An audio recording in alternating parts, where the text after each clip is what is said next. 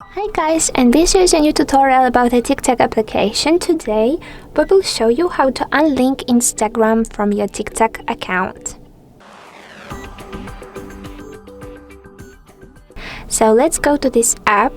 Right now we are on our profile page, and as you can see we have the link to our Instagram. Let's tap on it one time and we are on our Instagram. But so how to disable this link from our profile? Let's pick on the edit profile option, which we can find on the top bar of the screen. Later we need to find the Instagram inscription, and let's tap on the arrow all beside it. Later on the period list, let's choose the unlink option. And wait a minute, as you can see right now we don't have any links.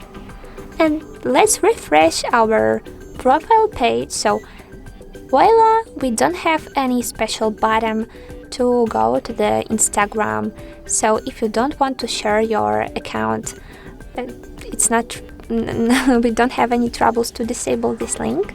So guys, if this short tutorial was useful and needful, don't forget to subscribe to our account, to our channel on YouTube and also on TikTok.